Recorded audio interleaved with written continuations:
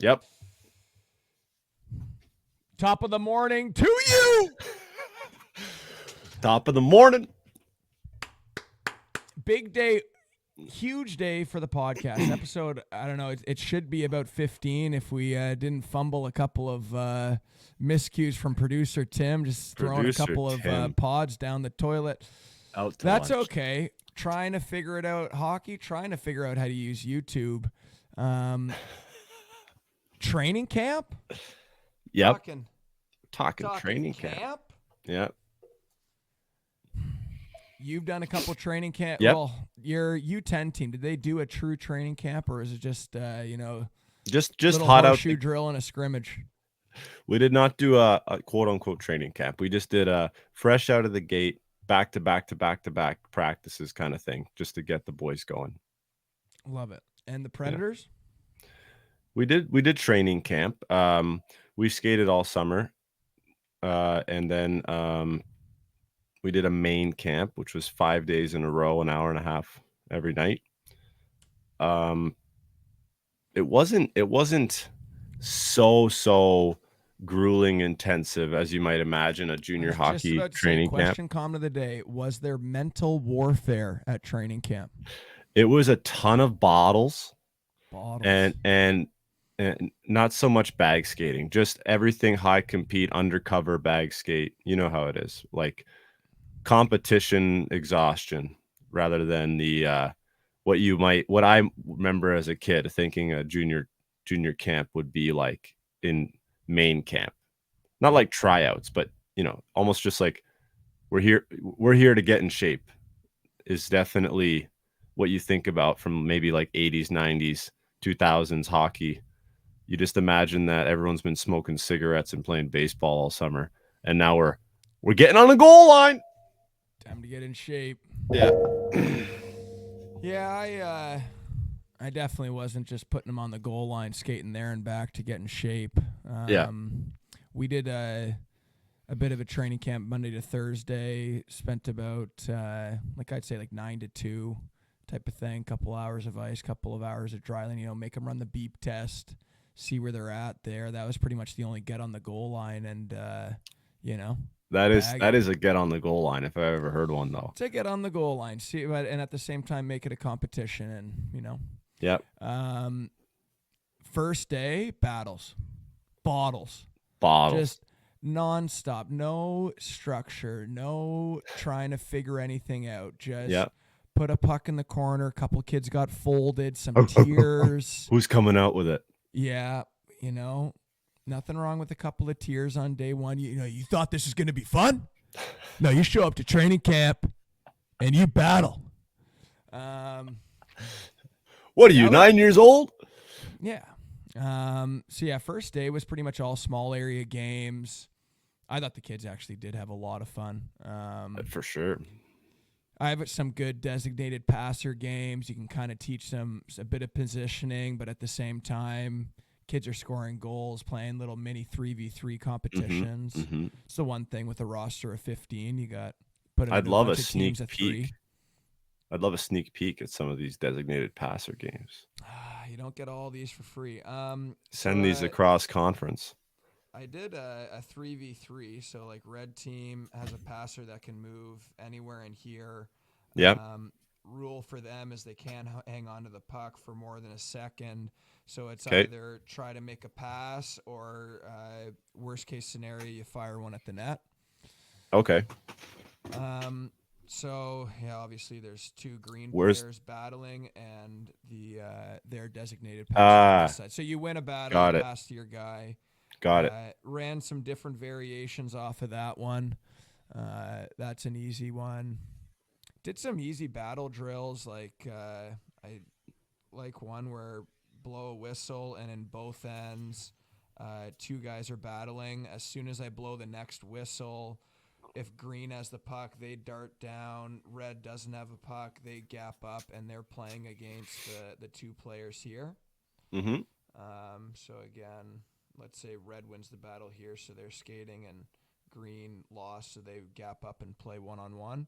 Mm-hmm. And as soon as that whistle happens, the next four guys, two in each corner, start battling in the keep away in the circle.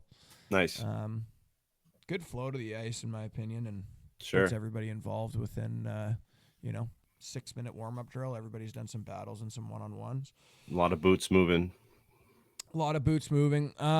Day two, it was 4 hours of ice that day. Obviously, you're not going to bag skate the kids for 4 hours, so it was like our structure day, which can sometimes be a bit slower. Mm-hmm. And how we did things this year was I started with offensive zone play and continued to kind of work on a bit of a shape like this and worked a lot of different rotations in the offensive zone. After we did that, we did a lot of line rushes and just kind of talking about how we're going to attack off the rush. Get a little F4 in there. Why not? Love it. Did a lot of like 3-on-0, 5-on-0 line rushes, and the kids actually got quite dialed with it. They Nice. looked they looked like a well-oiled machine going against no defenders. I bet. I bet. Mixing a 3-on-2, it goes out the window. They actually did really well at creating space off the rush. Awesome. Played that into breakouts, and after we did breakouts, we did our regroups, and I think we got that all done within like probably 2 hours. First 2 hours in the morning, and then the afternoon we did an hour of face-off plays, and last hour was 3-on-3. How Uh, deep are you going in face-off plays with your team? Just give me a um, ballpark. If we're in the offensive zone, yeah. how many plays ballpark are we running Well, on wins, for I example? feel Or are you doing like, wins and losses or uh, yeah, no, um, we gave an yes. insight as to if the puck is won this way, you guys are still doing this same route. If we win the draw, you are doing this route, and this is how we're setting up offense. We basically did one play. The one play has like either player can throw a pick here. We can start jumping down the wall. We can send it over D to D. Um, that's one, That's two, awesome. three. Uh, Uh, how much we how played much an of your X. face-offs, is are you focused on habits and reactions? Like you said, puck goes here, this is their roles That's and what it routes. always is. That's Yep. mostly what it is, or is it more or were you more touching on we have A, B, and C that we plan to do? Um. Well, it's so like we did 5-on-0 face-off plays, and then we went to 5-on-5 face-off plays, and it's obviously it's chaos. Yeah, hockey Once you start, happens. hockey happens, and I'd say within our one exhibition game, we executed the offensive zone play like as if it was 5-on-0 twice. It looked Mhm. incredible. And also in that game, we did our D zone face off, where a puck gets one back and we shoot around our net, and this guy's darting to the board. Mhm. Wait, you just writing this down for? No, I was just figuring out, is that a defenseman on the far left there? This is a D, Yep. D, Yep. wingers, Yep. center, and we're firing it behind our net. Nice. And this player's going out. One was like a direct scoring chance off the rush. The other one, it was a good breakout. We got in the other team's end, but Nice. I think it was like second period, the very first D zone face off of the year. We shot it around the net and almost scored off the rush. And it's just kind of like a good, like I'm pointing it out to the bench. So like that learning experience right there is Yep. kind of, it's probably more powerful than any 5-on-0 rep that we did. You'd argue more powerful than your whole practice working on face-offs was them doing it once in a live game and you saying live to the bench, "Did you see that? Look how that Yeah. worked." Yeah. Yeah. 100%. That's awesome. Yeah. We had two type of plays with our offensive zone face-off. One, we just won back and went D to D, and we were able to hit the high guy who swung around behind the defenseman. That's a And cool play. it looked so cool to see a bunch of Mhm. 9-year-olds execute that one. And then we also did this D-man skated in with the puck and dropped it, and we went D to D slap shot goal. That Um, that's an awesome play too. yeah. So But that's it not D to was D, is it? That's sorry, D to F to it was D, right? the defense dropped it, the forward swung around, and the forward Yeah. sent it across. Yeah, that's cool.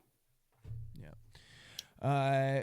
Anyhow, day two was all structure, that type of thing. Hmm. I'm sure any player that's just like a lot of, lot of thinking, a lot of brain work, and Wednesday was time for some skills. Did a lot of shooting on Wednesday. Did like a good skating skill practice. Nice. Let's see what we got here.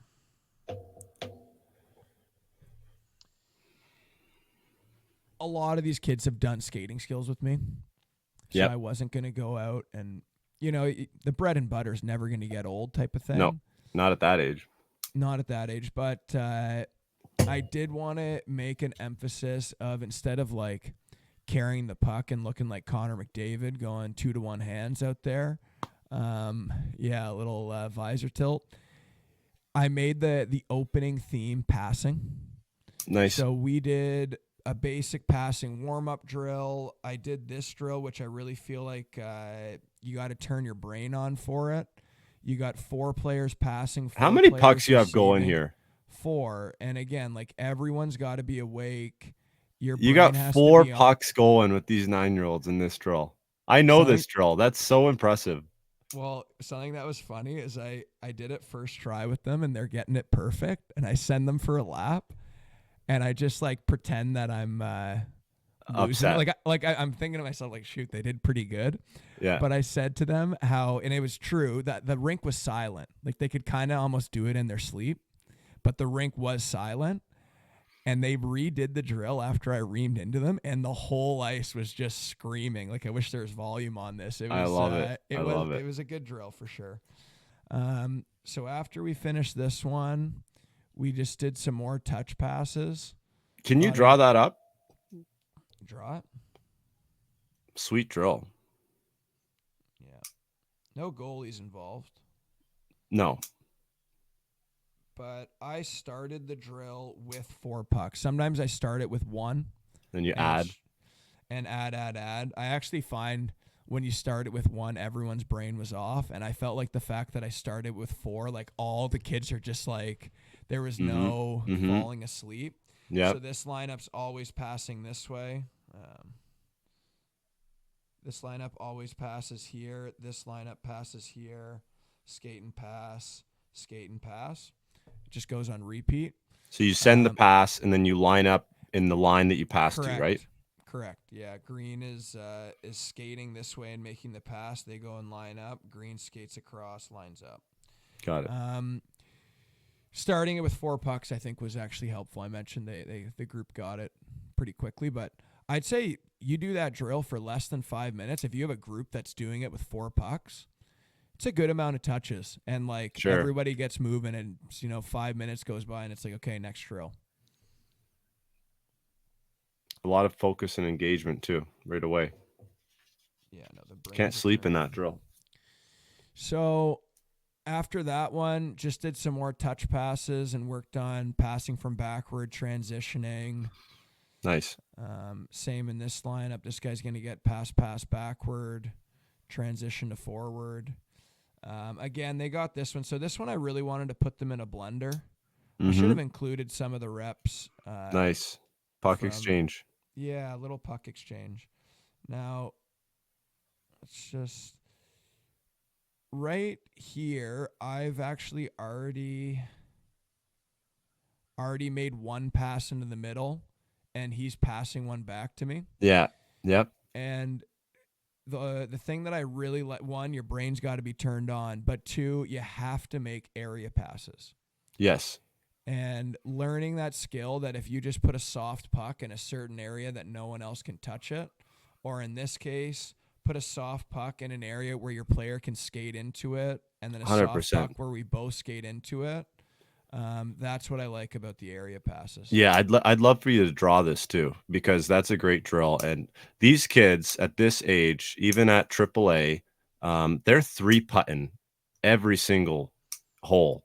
Yeah, They don't have embarrassing. they don't have the distance control, right? Yeah.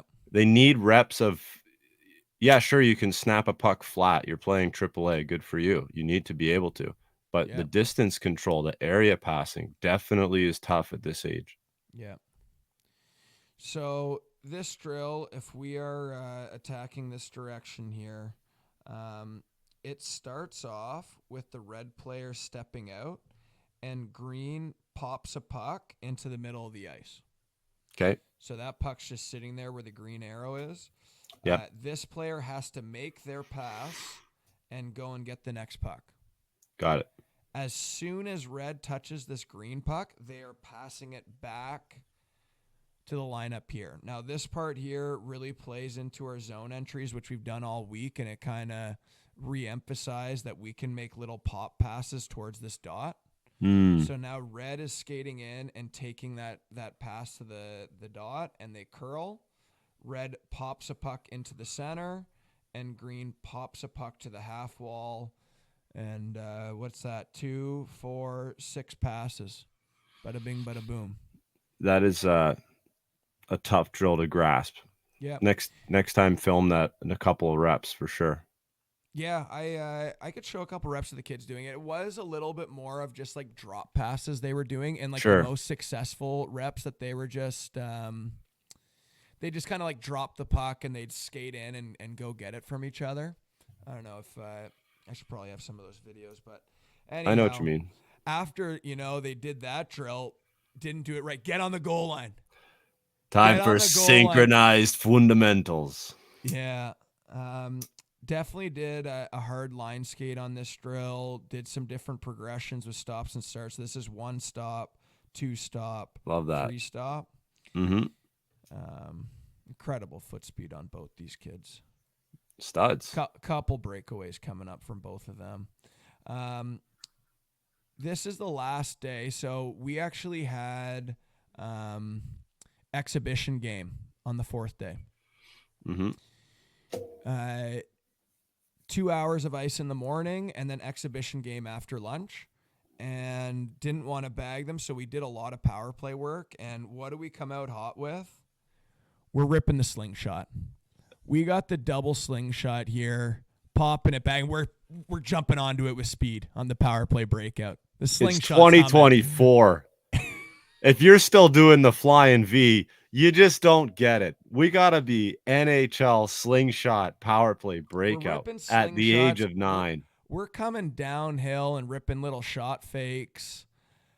It's going to be incredible. And you know what? Who do we got teaching walking the blue here? Corey Stats. Is that Corey Stats? No, that's Steger with a little hoodie and a helmet on. Oh, Steger with the hoodie and helmet. The team issued Calgary Flames bucket. Not a big deal. No big deal. Teaching the kid. Now watch this. Right in their ear, showing us how to walk the blue here. Incredible. Nothing like an NHLer barking at you at that age. Love it. Now, in terms of our power play setup, we're making a pass here and walking the blue. We do have options if we just kind of want to send it D to D, and we have 2 guys in good position for shooting. But we do want to sneak a guy into the flanks who actually came in behind the player who passed the point. Unbelievable. And then you can skate in downhill there. This is the Toronto Maple Leafs? Just dust off the puck. Watch this one. We got the walk the blue, chip it back, no look to the high curl on the power play. And is that Marner? Is that Matthews? Did you have Morgan Riley skating up for the slingshot drop back to Willie Stiles? What's going on here, Sheldon? Yeah, we're trying to be a skill team. We're more of a gritty team, but the skill's coming around. So much so that we just skate in, 25 dust-offs, and then zoom, top corner. Can't stop that. You cannot stop it at that age. Come on.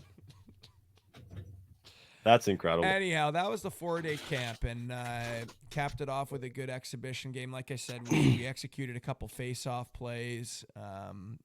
Played really well. They actually had, they played hard in that game, which was good to see.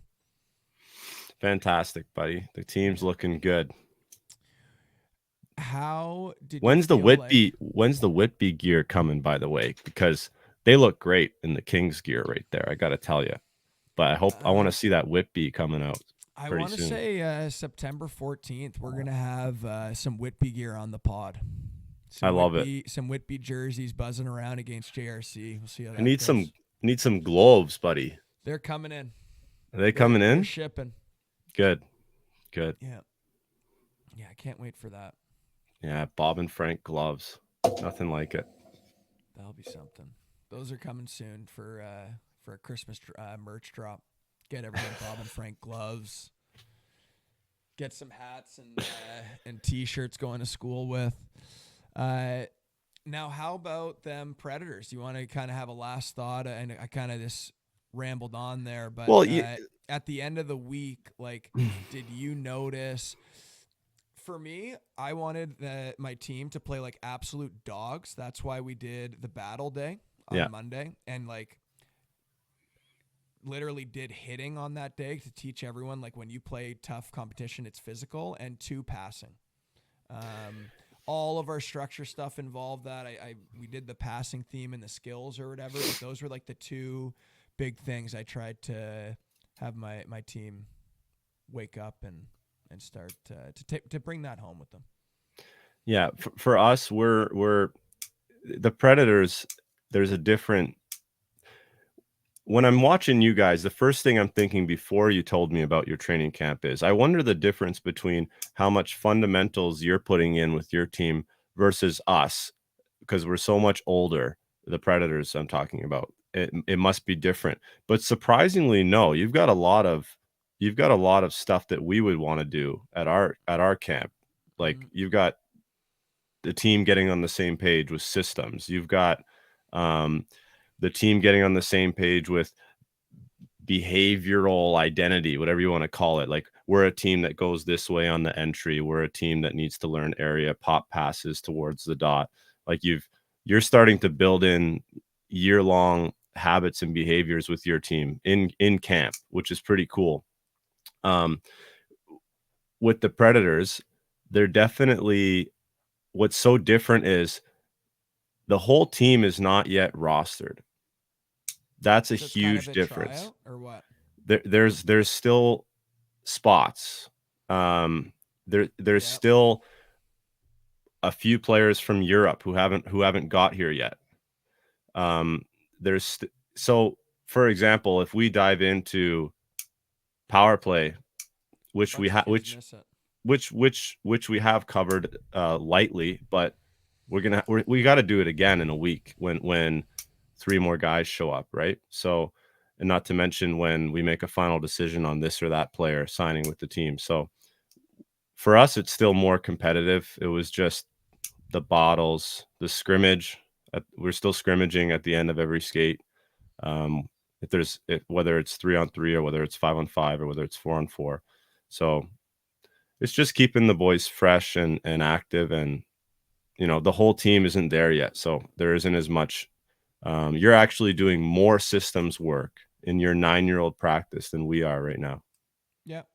Yeah, I can see it's a different timeline though. That a lot of these different. kids have spent a good chunk of time on fundamentals, Yeah, like this season, yeah.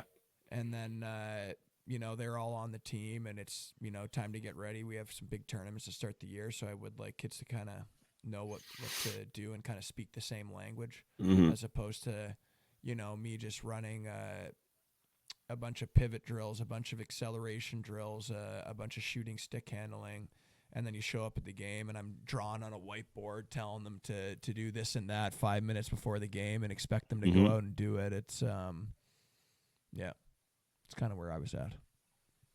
It's awesome, buddy. Yeah, Great it's job. cool. Yeah, cool that it is very different, especially even like U18 hockey. A lot of the time you're trying out at this time of year. Still, so a lot of kids have Yeah. spots, but Hmm. kids get cut from junior. They're showing up, and Yep. very different mindset for a kid at that training camp as opposed to somebody who's signed in the spring. It's there's always a few spots, like you said, from U18 onwards. There's a It'd be few spots cool. available. It'd be cool if they switched up the tryouts to always be in the fall. Yeah. That all the kids are doing their thing in summer, and then they prep and They try out in September. Season starts October, and you go from hard battle practices to a couple of systems and go out and fire. Yeah. Majority of teams aren't doing that. All of the high level teams essentially are trying out in the spring, right? Yeah. The highest level. But there is some teams around here in Niagara that are just doing their tryouts now. But Good for it's, them. you know, Niagara on the Lake, for example, I believe their teams are doing that. I believe they're a B center. So they're not AAA, right? Yeah. Anyhow, good Yeah. training camp episode. Yeah. Thank you everyone for watching. Thank you for Stay watching. stay tuned for some highlights of the slingshot, just snapping it back there and weaving off the rush, putting one corner post and in.